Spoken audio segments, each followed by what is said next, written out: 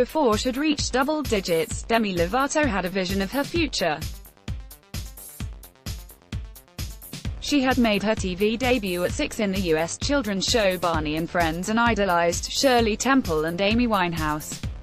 But by the age of 13, she was already jaded. Signed by Disney 3 years earlier, she had been cast alongside teen heartthrob Joe Jonas in Camp Rock, the sing-along follow-up to the phenomenally successful film High School Musical. Lovato was about to appear on the TV screens of 9 million US households. But, even as she was making it, Lovato worried she was following in the footsteps of troubled Disney stars Britney Spears and Lindsay Lohan. "During filming I thought, oh crap. In 3 years, that's going to be me," she said in a 2016 interview. A year later, she said she regretted her childhood career. "I wouldn't start that young if I could do it over again." Lovato is now 25. On Tuesday, it was reported that the star had been rushed to hospital after an alleged opioid overdose. A month earlier, the singer's single, Sober, which features the lyrics, "Mama, I'm so sorry I'm not sober anymore," confirmed that she had ended a 6-year stint of abstinence from alcohol and cocaine, substances she'd been consuming since her teens. In recent years, Lovato has been praised for being a very modern star. She has won fans with her brazen honesty about her addiction, as well as her struggles with bulimia, self-harm and bipolar disorder. But Lovato's reported relapse has thrown yet another spotlight on the teen star machine and the pressures placed on those thrust into Hollywood's spotlight so young. Los Angeles is filled with tales of child actors who have battled crises while making the transition to adulthood, and the graduates of the Disney Channel are among the most prominent. Spears, who was a regular on the star-making TV show The Mickey Mouse Club, suffered a brutally public breakdown in 2007 that saw her shave her head and fend off photographers with an umbrella. Miley Cyrus, formerly the perky teen heroine Hannah Montana, underwent a controversial, highly sexualized image change in 2013. Once frequent Disney film star Lindsay Lohan has had numerous legal troubles, including arrests for drunken and reckless driving, while a host of graduates, less well known in Europe but stars in their home country, have found their troubled lives splashed across the tabloids. And while there are boys among them, the fact that the most prominent are women speaks volumes about the particular pressures foisted upon young female stars. Hollywood do more to prevent the burnout of these girls. Alison Roy, a child and adolescent psychotherapist, thinks so. Some questions need to be asked about the roles of these executives, who are maybe just paying lip service to psychological support. Are they able to say that a child isn't well enough, or well supported enough, to perform? Are their individual needs ever assessed? Lovato's troubles started before her career did. She was raised in a house blighted with eating disorders, as suffered by her professional cheerleader mother, and alcoholism. Her father, a musician, and was bullied so brutally by her classmates that she resorted to homeschooling. But in pursuing her dreams, Lovato encountered an industry that made her life less normal.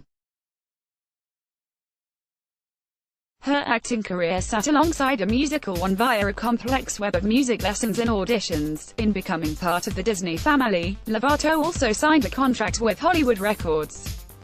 Her musical talent was integral to her big break in Camp Rock, appearing as Jonas's girl-next-door love interest. "All of a sudden she had to be this role model, and I don't think she was ready for that," said Phil McIntyre, Lovato's manager, in Simply Complicated, a warts-and-all documentary co-produced by Lovato. She was living two lives. Here she was, squeaky clean on the Disney Channel, and just intense scrutiny around behavior. Once the camera stops rolling, she's living another life.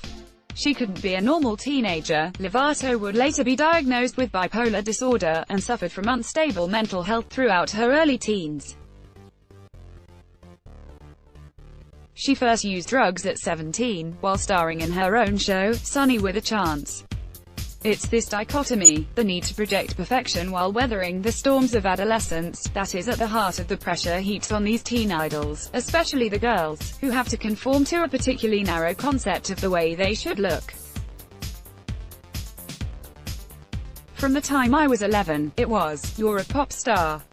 That means you have to be blonde, and you have to have long hair, and you have to put on some glittery type thing," a 22-year-old Cyrus told Marie Claire about starring in Hannah Montana. "Meanwhile, I'm this fragile little girl playing a 16-year-old in a wig and a ton of makeup. It was like toddlers."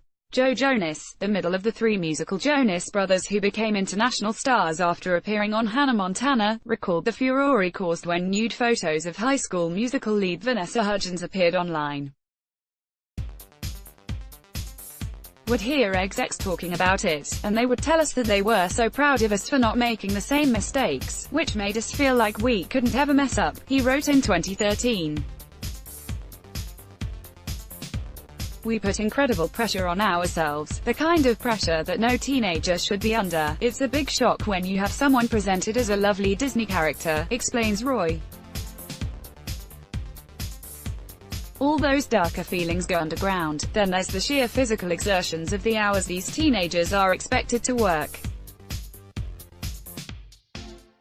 In 2016, Lovato claimed, "We were shooting shows and really overworking." A 2011 study in the journal Child Development found that teenagers who work more than 20 hours a week are more likely to use drugs and alcohol. When it comes to the issue of child stars, increasing scrutiny is paid to the studios and their duty of care. But while Disney recognizes the demands on its teenage stars, it has always maintained that a child's welfare should be managed by other people. In 2012, Gary Marsh, president of Disney Channels Worldwide, told The Hollywood Reporter, "People know that we don't control who these individuals are, and we don't try to. It's the parents' job to do that." Psychologist John Oates disagrees. "Let's not blame parents," he says. "Many parents are underprepared for the challenges that face them. It takes a lot of knowledge of the industry and child psychology to know best how to mitigate what the risks are and how to deal with them." Disney has introduced new measures to make things easier. Since 2014, parents and children have been encouraged to go to monthly life skills classes, which focus on emotional and physical well-being. There's also the half-day Talent 101 course that tells fledgling stars how to deal with aspects of contemporary fame, such as social media. Somehow, though, it still doesn't seem enough. How can a monthly check-in compete against the rapid and surreal changes that take place when a child is put in the spotlight? At the time of writing, Lovato is recovering with her family, with the messages of support flooding in on social media. But while her honesty is to be commended, we mustn't forget that the demons she so confronts have been harbored in an industry that routinely produces damaged young women. Until something changes, teenagers will continue to struggle within the confines of Hollywood's warped reality. Sydney Morning Herald promoted stories recommended by